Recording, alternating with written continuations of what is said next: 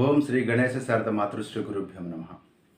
మిత్రులారా, ఈ మధ్యకాలంలో అనేక రకాల సినిమాల వలన, సోషల్ మీడియా వలన, కుంభమేళా లాంటి అనేక ఉత్సవాలు జరిగిన సందర్భంలో కూడాను మనం పదే పదే నాగసాధువులు, అఘోరీలు ఈ పదాలు చాలా ఫ్రీక్వెంట్గా వింటున్నాం. కొత్తగా అనేక మంది వేషగాళ్ళు కూడా బయలుదేరారు ఈ పేరుగా. వీళ్ళందరూ వేషగాళ్ళ, అందులో సత్యం ఉందా?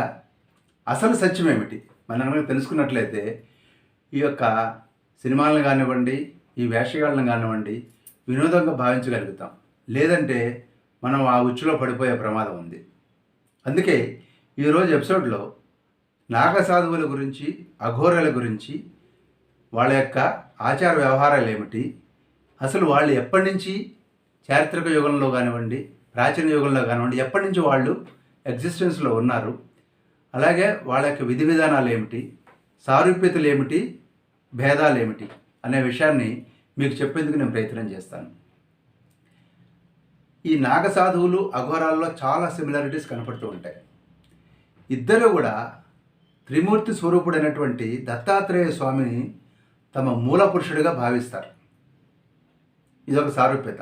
దత్తాత్రేయుడు కూడా బాలోన్మత్త పిశాచ వేషాలతోటి భక్తుల్ని పరీక్షించి వాళ్ళు పూర్తిగా పరీక్షకు నిలబడిన సందర్భంలో వాళ్ళు అర్హులైతే మాత్రమే వాళ్ళకి తన యొక్క ఆశీస్సులు ఇచ్చేవాడు దత్తాత్రేయ స్వామి. సో బేసిక్గా దత్తాత్రేయ స్వామి యొక్క ఆ బాలోన్మత్త పిశాచ వేషం ఏదైతే ఉందో అది నాగసాధువుల్లోనూ అఘోరాల్లోనూ కనపడుతుంది. ఇందులో అఘోరాల్లో కొన్ని పాళ్ళు ఎక్కువగా కూడా కనపడుతూ ఉంటుంది. అది ఎలాగో మనం మాట్లాడుకుందాం. నిజానికి రెండు ఒకే రకమైన సాంప్రదాయాలుగా మనకు కనపడినా కూడా రెండు భిన్నమైనటువంటి ఆచార వ్యవహారాలు కలిగినటువంటి సాంప్రదాయాలు ఇవి. భారతదేశంలో అన్ని ప్రాంతాల్లో, ప్రత్యేకించి గ్రామీణ ప్రాంతాల్లో ఈ నాగసాధువులన్నా అదేవిధంగా అఘోరీలన్నా విపరీతమైన భక్తి ప్రపత్తులు ఉన్నాయి.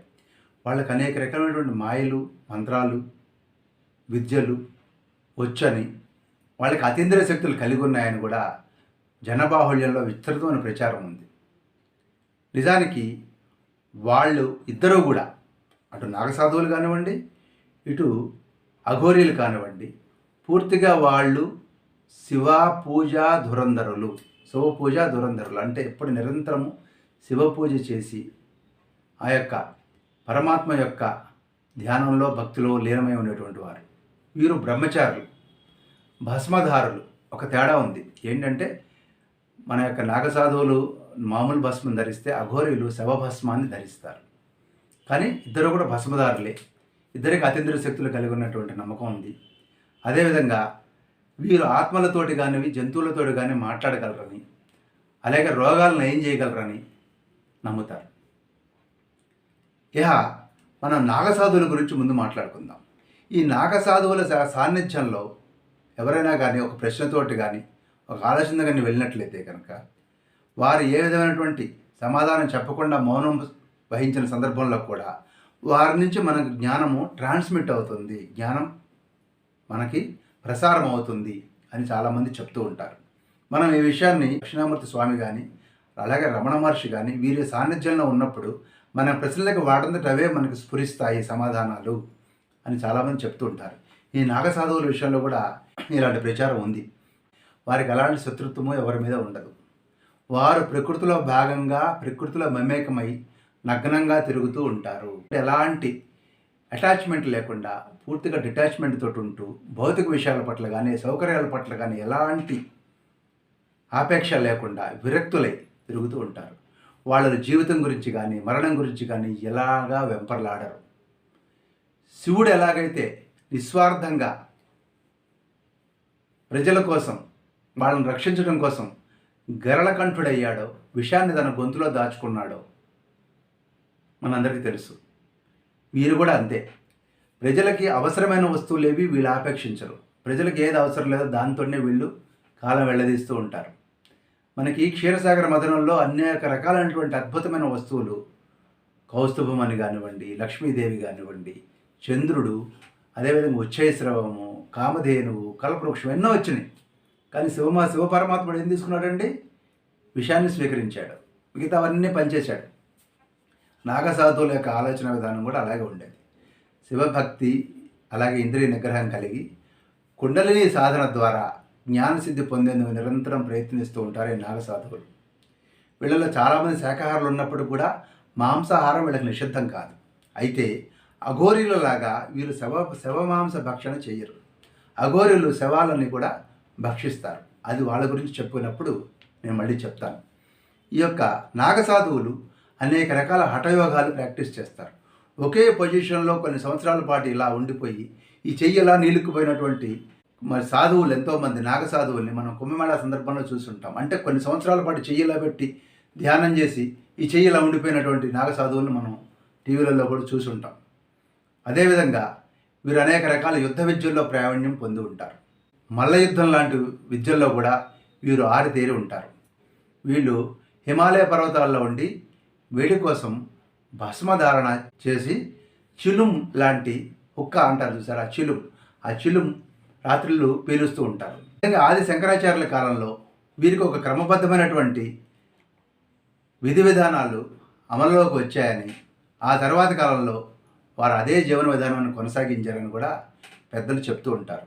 ముఖ్యంగా 5 నైతిక నియమాలను యమము అంటారు. అంటే అపరిగ్రహం, ఒకళ్ళ దగ్గర నుంచి ఏది తీసుకోకపోవటం అపరిగ్రహం. అహింస, ఎవరిని హింసించకపోవటం. సత్యం, అబద్ధం చెప్పకుండా ఎప్పుడు నిజమే చెప్పటం. అస్థేయం, అంటే ఎలాంటి దొంగతనాలు లాంటివి చేయకుండా ఉండటం. అదేవిధంగా బ్రహ్మచర్యం, ఇవన్నీ కూడా యమము అంటారు. ఇక నియమం అంటే క్రమశిక్షణ, ఆచారాలు నియమం కిందకు వస్తాయి. అదేవిధంగా అనేక రకాల యోగ భంగిమలు, హఠయోగము, ఇవన్నీ కూడా ఆసనము అనేటువంటి హెడ్డింగ్ కిందకు వస్తాయి. అదేవిధంగా శ్వాసపై నియంత్రణను ప్రాణాయామం అంటారు. అలాగే ధ్యానాన్ని, ధారణాన్ని, పరమాత్మలో ఐక్యతా భావం పొందటాన్ని సమాధి అని అంటారు. ఇవన్నీ కూడా యమ, నియమ, ఆసన, ప్రాణాయామ, ప్రత్యాహార, ధారణ, సమాధులని అంటారు అనమాట. ఇవన్నీ కూడా పతంజలి యోగ సూత్రాల్లో చెప్పబడినటువంటి అనేక రకాలైనటువంటి విధి విధానాలు. ఇవన్నీ కూడా వాళ్ళు ప్రాక్టీస్ చేస్తూ ఈ నాగసాధువులు నిరంతరం కుండలిని శక్తిని ప్రేరేపించేందుకు ప్రయత్నం చేస్తూ ఉంటారు. వాళ్ళు చాలా ఆరోగ్యం కలిగి శారీరకంగా చాలా దృఢంగా, మానసికంగా చాలా దృఢంగా ఉంటారు. ఈ శంకరాచార్యుల తర్వాత చాలా కాలం తర్వాత 16వ శతాబ్దిలో బెంగాల్కు చెందినటువంటి అద్వైతవాదైనటువంటి మధుసూదన సరస్వతి అఖారా సాంప్రదాయాన్ని ప్రారంభించారు. అంటే దత్తాత్రేయుల వారు ఈ యొక్క సంప్రదాయాన్ని ఆదిలో మొదలు పెడితే తర్వాతి కాలంలో ఆది శంకరాచార్యుల వారు కొన్ని నియమ నిబంధనలు విధిస్తే 16వ శతాబ్దిలో ఈ అద్వైతవాది అయినటువంటి మధుసూదన సరస్వతి అఖారా సాంప్రదాయాన్ని ప్రారంభించారని చెప్తారు. ఆ సమయంలో మొఘల్ సామ్రాజ్యం నుంచి సనాతన ధర్మానికి తీవ్రమైన ముప్పు పొంచి ఉన్న సందర్భంలో ఈ యొక్క మధుసూదన సరస్వతి యొక్క నియమ నిబంధనల ప్రకారం మన నాగసాధువులు ఆలయాలను, మఠాలను రక్షించేందుకు అనేక రకాలైనటువంటి ఆయుధాలు వాడటంలో శిక్షణ తీసుకున్నారు. విల్లంబులు, గదలు, కత్తులు, త్రిశూలాలు ఇవి ధరించి వాళ్ళు చాలా ఉగ్రంగా కనపడేవాళ్ళు. కానీ అదంతా కేవలం ధర్మరక్షణ కోసం, ఆలయాల రక్షణ కోసం, మఠాల రక్షణ కోసం వాళ్ళ శిక్షణ తీసుకొని శస్త్రధారులైనటువంటి సాధువులు నాగసాధువులు. ముఖ్యంగా మొఘల్స్ నుంచి వచ్చినటువంటి దాడులను ఎదుర్కొనేందుకు 16, 17, 18 శతాబ్దాల్లో ఈ నాగసాధువులు చాలా యాక్టివ్గా ఉన్నారు. 1664 సంవత్సరంలో ఔరంగజేబు కాశీపై దండయాత్ర చేశాడు. అంటే వారణాసి మీద చేసినటువంటి ఈ దాడిలో వేలాది మంది నాగసాధువులు పోరాటం చేసి మొఘలుల యొక్క సైన్యాన్ని తరిమి కొట్టారు. ఆ తర్వాత 5 సంవత్సరాల తర్వాత 1669లో పండుగ సమయంలో ఆయుధాలు లేకుండా నాగసాధువులు పూజా కార్యక్రమంలో ఉండగా ఔరంగజేబుకు సైన్యం మళ్ళీ దాడి చేసింది. ఈ సందర్భంలో ఆయుధాలు లేని వేలాది మంది నాగసాధువులు మృత్యువాత పట్టడం జరిగింది. సనాతన ధర్మ పరిరక్షణ కోసం కట్టుబడినటువంటి ఈ నాగసాధువులు ప్రస్తుతం అహింసా వ్రతాన్ని అనుసరిస్తున్నప్పటికీ, అనేక సేవా కార్యక్రమాలు చేస్తూ ఉన్నప్పటికీ కూడాను 4 లక్షల మంది దాదాపు నాగసాధువులు నిరంతరం ధర్మ సంరక్షణ కోసం సిద్ధంగా ఉన్నారని కూడా చెప్తూ ఉంటారు. మరి నాగసాధువులు అంటున్నారండి, స్త్రీలకు ప్రవేశం లేదా అంటే ఉంది. నాగసాధువుల్లో స్త్రీలని నాగసాధువులు అంటారు. ఈ యొక్క స్త్రీ సాధువులకు ప్రత్యేకమైనటువంటి ఏర్పాట్లు ఉంటాయి. సామాన్యంగా నాగసాధువులు వ్యక్తిగతంగా ఒంటరి జీవితాన్ని గడపడానికి ఇష్టపడతారు, ఒంటరిగా పడుకోవడానికి ఇష్టపడతారు. ఒకవేళ కలిసి ఉండాల్సి వచ్చిన సందర్భంలో పురుషులందరూ ఒకచోట, స్త్రీలందరూ వేరే చోట వాళ్ళు నిద్రించడం జరుగుతుంది. అలా పురుషులు ఒకచోట నిద్రించేటప్పుడు కూడా ఒక నాగసాధువు తూర్పు వైపు తలపెట్టి పడుకుంటే ఇంకో సాధువు పడమర వైపు తలపెట్టి పడుకుంటాడు, ఇంకో సాధువు ఇంకో దిక్కును తలపెట్టి పడుకుంటాడు. అంటే ప్యారలల్గా మనం ఒకళ్ళ పక్కన ఒకళ్ళు పడుకోవడం అనే విధానాన్ని ఈవెన్ పురుషుల్లో కూడా నాగసాధువులు అంగీకరించారు. ఇక ఈ విధంగా అఖారాలలో ఈ యొక్క నాగసాధువులను మాతలుగా కొలిచి వాళ్ళని ఎంతో గౌరవంగా చూస్తారు. అయితే నాయకత్వంలో మాత్రం నాగసాధువులు పురుషుల పాలే కొంత ఎక్కువ. వీళ్ళందరికీ యొక్క ప్రత్యేకత ఏమిటి అంటే కుంభమేళ. 12 సంవత్సరాలకి గంగాతీరంలో జరిగేటువంటి కుంభమేళాకు అశేషమైనటువంటి నాగసాధువులు హిమాలయ పర్వత ప్రాంతాల నుంచి తరలి వస్తారు. మైదాన ప్రాంతాలకి వచ్చి ఈ యొక్క కార్యక్రమంలో ప్రత్యేక ఆకర్షణగా ఉండి వరుసగా షాహీ స్నానాలు అంటారు, వరుసగా స్నానాలకు వెళ్తారు. ఒక్కొక్క అఖారాకు చెందినటువంటి నాగసాధువులు వరుసగా వెళ్తూ ఉంటారు. ఫస్ట్ జునా అఖారా, నిరంజని అఖారా, మహానరవాణి అఖారా, ఇలా అఖారాల వాళ్ళందరూ కూడా వరుసగా స్నానాలు చేయడం అనేది ఇక ప్రత్యేక ఆకర్షణగా కుంభమేళాలో నిలుస్తుంది. కేవలం కుంభమేళా సమయంలోనే వీరు కనపడి ఆ తర్వాత కాలంలో మైదాన ప్రాంతాల నుంచి ముఖ్యంగా హిమాలయ ప్రాంతాలకు వీరు తరలి వెళ్ళిపోయి తమ సాధనను కొనసాగిస్తూ ఉంటారు. అదేవిధంగా వీరు అఖారాలలో కూడా నివసించుతూ నిరంతరం సాధన చేస్తూ ఉంటారు. ఈ యొక్క కుంభమేళా సమయంలోనే ఔత్సాహికులైనటువంటి సన్యాసులకు నాగసాధువులుగా మారగలిగేటువంటి అవకాశం కల్పించబడుతుంది. అయితే 12 సంవత్సరాల పాటు అఖారాలలో కఠిన సాధన చేసిన తర్వాత మాత్రమే వీరు నాగసాధువుగా వారి గురువులు ప్రకటించడం జరుగుతుంది. అదే సందర్భంలో కుంభమేళా సమయంలోనే భక్తులు అఖారాలో ఉన్నటువంటి నాగసాధువులను దర్శించి వారి యొక్క ఆశీస్సులు తీసుకోవడం జరుగుతూ ఉంటుంది. ఈ విధంగా నాగసాధువుల గురించి మనం చెప్పుకున్నాక మనం అఘోరీల గురించి చెప్పుకుందాం. ఇందాక నేను చెప్పినట్లుగా అఘోరీలకు కూడా మూలపురుషుడు దత్తాత్రేయుడు అని చెప్పడం జరుగుతూ ఉంటుంది. వీరు కూడా శైవ సాధువుల్లో ఒక రకం సన్యాసులు. తరతరాలుగా వందల సంవత్సరాలుగా వీరిలో కూడా ఎలాంటి మార్పు లేదు. మధ్యయుగాల కాపాలిక సంప్రదాయం కొనసాగింపుగానే ఈ అఘోరీలు కనపడుతూ ఉంటారు. ఆచారాలు జీవనశైలి మాత్రం నాగసాధువుల కంటే భిన్నంగా భయంకరంగా కనపడుతుంటారు. ఎందుకంటే వీళ్ళు సభ్య సమాజానికి దూరంగా శ్మశానాల్లో జీవిస్తూ ఉంటారు. మరణం సాధారణం అనేది ప్రదర్శించేందుకు వీలుగా పుర్రెలు ధరించటం, ఎముకలు చేతితో పట్టుకోవటం, శవభక్షణ చేయటం లాంటి సాధనలు చేస్తూ ఉంటారు. ఈ సాధనలు 3 రకాలుగా ఉంటుంది. ఒకటి శివ సాధన, ఒకటి శవ సాధన, ఒకటి శ్మశాన సాధన. వీళ్ళ జీవితంలో సింహభాగం మ్యాక్సిమం శ్మశానాల్లోనే నిరంతర సాధనలో గడుపుతూ ఉంటారు. అందువల్లనే హాంటింగ్ ప్లేసెస్లో శ్మశానాల్లో ఈ యొక్క అఘోరీలు ఉంటారు. మనకు కుంభమేళాల్లో నాగసాధువులు కనపడినా కానీ అఘోరీలు అసలు ఎప్పుడు దాదాపుగా బయట ప్రపంచంలోకి రారు. వీళ్ళు దశమహావిద్యలను సాధన చేస్తూ ఉంటారు. దశమహావిద్యలు అంటే ఏంటో తెలుసా? కాళి, తార, భువనేశ్వరి, భైరవి, చిన్నమస్త, ధూమవతి, బగళాముఖి, మాతంగి, కమలాత్మిక. వీళ్ళందరూ కూడా తాంత్రిక శక్తులను ఇచ్చేటువంటి దేవతలు అన్నమాట. మనము ఇప్పుడు చిన్నమస్తాదేవి అంటే తన తల తను నరుక్కుని తన రక్తం తను తాగేటువంటి దేవత అన్నమాట. ఈ యొక్క చిన్నమస్త. మన ఈ మధ్యకాలంలో వారణాసి సినిమాలో ఒక పిక్చర్లో కూడా మనం చిన్నమస్తాదేవి ఫోటో మనకు కనపడుతూ ఉంటుంది. అయితే ఈ యొక్క తాంత్రిక శక్తుల్లో దశమహావిద్యుల్లో ముఖ్యంగా తార, భైరవి, అదేవిధంగా ధూమవతి, బగళాముఖి అనేటువంటి ఈ 4 దేవతలను ప్రత్యేకంగా పూజిస్తారు. వారిలో కూడా ముఖ్యంగా తారాదేవి ఈ యొక్క తాంత్రిక శక్తులకు ప్రసిద్ధి చెందినటువంటి దేవత. అదేవిధంగా శివుని అవతారాలైనటువంటి మహాకాళుడు, వీరభద్రుడు, భైరవుడు అనేటువంటి పురుష దేవతలను కూడా ఈ యొక్క అఘోరీలు పూజిస్తూ ఉంటారు. శ్మశాన జీవనం, శవభక్షణ, శవ సంభోగం, హఠయోగం, అలాగే చితాభస్మ ధారణ, పుర్రెల్లోనే భిక్ష, ఎముకలే దండంగా ధరించటం, ఇలాంటివన్నీ కూడా వీళ్ళు చేస్తూ ఉంటారు. అందుకనే వీళ్ళ యొక్క జీవనశైలి భయంకరంగా ఉన్నట్లు కనిపిస్తుంది. వీళ్ళకి ఐహిక సుఖాల మీద ఎలాంటి ఆసక్తి ఉండదు. భౌతిక ప్రపంచంలో లోపాల వలనే మనకు సమస్యలన్నీ వస్తున్నాయి. ప్రజలు శివాంశ సంభూతులు అయితే ఆత్మలు లోపభూయిష్టాలుగా ఉన్నాయి. ఎందుకంటే ఇంద్రియాల వలన వీటిని సంతోషపెట్టడం కోసం ఇష్టం వచ్చినట్టు చేస్తాం, ఇష్టం వచ్చినట్టు తింటాం, ఇష్టం వచ్చినట్టు తిరుగుతాం. వీటన్నిటి వల్ల ఆత్మ లోపభూయిష్టంగా తయారవుతుంది. ఇవన్నీ కూడా నిర్మూలించి, ఈ యొక్క దోషాలన్నింటినీ కూడా నిర్మూలించి శివానుగ్రహం పొందేందుకు గాను వీళ్ళు ఈ రకమైన సాధనా మార్గాన్ని ఎంచుకున్నారు. తద్వారా వీళ్ళకి అనేక రకాలైనటువంటి అతీంద్రియ శక్తులు కూడా వస్తాయని చెప్పి నమ్ముతూ ఉంటారు. సామాన్యులు కూడాను ఈ విషయంలో బాగా నమ్మకం కలిగి ఉంటారు. అలాగే 1601 ప్రాంతంలో ఉత్తరప్రదేశ్లోని చందౌలిలో జన్మించినటువంటి కీనారాం బాబా, కీనారాం అంటారు ఆయన్ని. ఈ కీనారాం గారు దాదాపు 150 సంవత్సరాల పాటు జీవించడం జరిగింది. గుజరాత్లోని గిర్నార పర్వత ప్రాంతంలో ఈయనకి దత్తాత్రేయ స్వామి యొక్క దర్శనం జరిగింది.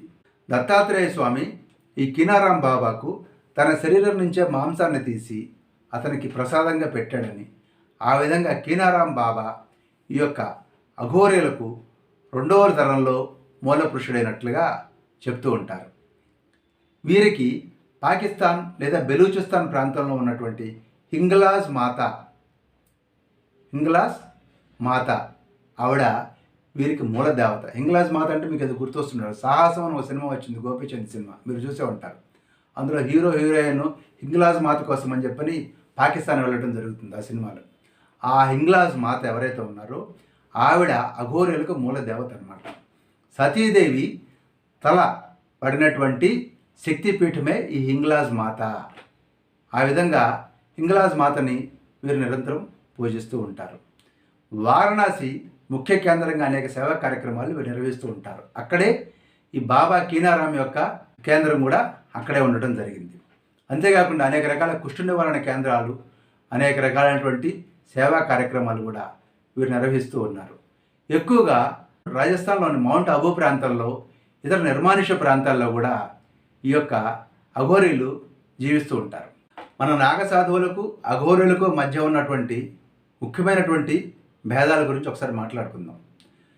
12 సంవత్సరాల పాటు నాగ సాధువులు వివిధ అఖారాల్లో గురువు పర్యవేక్షణలు సాధన చేస్తారు. అంటే వీరి స్థానాలను ఇలా చెప్పుకున్నాం కదా, అఖారాలు అంటారని. ఇప్పుడు దశనామి నాగుల యొక్క జున అఖార, ప్రయాగలో ఉన్నటువంటి నిరంజని అఖార, ఆనంద్ అఖార, అటల్ అఖార, ఆవాహన అఖార, అదేవిధంగా అగ్ని అఖార, నిర్మల్ పంచాయతీ అఖార, ఇలా అనేక రకాలైనటువంటి అఖారాలు ఉన్నాయి. అదేవిధంగా ఉజ్జయిని వంటి ప్రాంతాల్లో అనేక రకాలైనటువంటి సబ్ గ్రూప్స్ కూడా ఈ అఖారాల్లో ఉన్నాయి, ఉపశాఖలు అంటారు మనం. ఇవన్నీ కూడా ఉన్నాయి. మీకు ఒక విషయం ఇక్కడే చెప్పాలి నాగసాధువుల గురించే. 1903లో రైట్ బ్రదర్స్ విమానం కనిపెట్టారని మన చరిత్ర పుస్తకాల్లో చెప్తూ ఉంటారు. కానీ నిజానికి 1895లోనే మహారాష్ట్ర పండితుడైనటువంటి బాపూజీ శివరాం తల్పాడే అనేటువంటి ఆయన విమానాన్ని మొట్టమొదటిసారిగా భరద్వాజ మహర్షి విమాన శాస్త్రం ఆధారంగా తయారు చేశాడు, అందులో ఉన్నటువంటి సూత్రాల ఆధారంగా. దీనికి స్పాన్సర్ చేసినటువంటి వారు స్వామి మహేశ్వరానంద పురి అని చెప్పనేసి మహానిర్వాణ అఖారా నుంచి, నాగ సాధువుల మహానిర్వాణి అఖారా నుంచి ఈ యొక్క ఫండ్స్ స్పాన్సర్ చేయడం జరిగింది. ఎప్పుడు చెప్పుకుతి 1895 నాటి మాట. అంటే ఆ విధంగా ఆ రోజుల్లోనే నాగ సాధువులు భారతీయ వైజ్ఞానానికి కూడా వాళ్ళు తోడ్పాటు అందించినట్లుగా ఈ సంఘటన చెప్తుంది. మీరు హవాయి జాదా అనే సినిమా చూస్తే మీకు ఈ విమానం కనిపెట్టినటువంటి మొదటి భారతీయుడి యొక్క కథ హవాయి జాదా అని ఒక మూవీ కూడా వచ్చింది హిందీలో. మీరు వీలైతే చూడండి, మీకు అర్థమవుతుంది. మొదటి విమానం ఎవరు కనిపెట్టారు? రైట్ బ్రదర్స్ కనిపెట్టారా, బాపూజీ శివరాం తల్పడే కనిపెట్టాడని మీకు తెలుస్తుంది. సరే, మళ్ళీ వ్యవహారంలోకి వచ్చినట్లయితే ఈ విధంగా అఖారాలో ఉన్నటువంటి గురువుల యొక్క పర్యవేక్షణలో నాగసాధువులు సాధన చేస్తూ ఉంటే అనేక సంవత్సరాల శ్మశానాల్లో శివుడే గురువుగా భావించి అఘోరీలు సాధన చేస్తూ ఉంటారు. అదేవిధంగా నాగసాధువులు మాంసాహారులు అయినప్పటికీ కూడా శవభక్షణ చేయరు. అది కానీ అఘోరీలు మాత్రం శవభక్షణ చేస్తారు. అదేవిధంగా నాగసాధువులు నగ్నంగా తిరిగితే అఘోరీలు తమ యొక్క నడుముకి ఒక చిన్న వస్త్రాన్ని కానీ జంతు చర్మం కానీ కట్టుకుంటారు. అదేవిధంగా నాగసాధువులు భస్మాన్ని, రుద్రాక్షలు లాంటివి ధరిస్తే ఈ యొక్క అఘోరీలు శవభస్మాన్ని, పుర్రెల్ని, ఎముకల్ని ధరిస్తారు. నాగసాధువులు కుంభమేళ లాంటి ప్రాంతాల్లో దర్శనమిస్తే అసలు అఘోరీలు కేవలం హాంటింగ్ ప్లేసెస్లోనూ శ్మశానాల్లో మాత్రమే సాధన చేస్తూ ఎవరికి కనపడకుండా ఉంటారు. నాగసాధువుల యొక్క సాధనలో పతంజలి యోగ సూత్రాలు, హఠయోగం లాంటివి ఎక్కువ ఉంటే అఘోరీల యొక్క తంత్రశాస్త్రంలో తాంత్రిక సాధన, హఠయోగం ఎక్కువగా ఉంటాయి. నాగసాధువులు ధర్మం కోసం అనేక పోరాటాలు చేసినటువంటి వారు. దానికి వాళ్ళు ఎప్పుడూ సిద్ధంగా ఉంటారు. కానీ అఘోరీలు మాత్రం కేవలం సింహధ్యానం సాధన మాత్రమే చేయటం మీదే దృష్టి నిలుపుతారు. ఈ విధంగా చూడటానికి నాగసాధువులు అఘోరీలు ఒకే రకంగా ఉన్నారని మనం అనుకుంటాం, ఎందుకంటే మనకు పూర్తిగా తెలియదు కాబట్టి. నిజానికి శివుని యొక్క ఆరాధన చేసినప్పటికీ వీళ్ళిద్దరిలో కూడా చాలా రకాలైనటువంటి భేదాలు, అదే రకంగా కొన్ని చోట్ల సారూప్యతలు కూడా కనపడుతూ ఉంటాయి. స్వస్తి.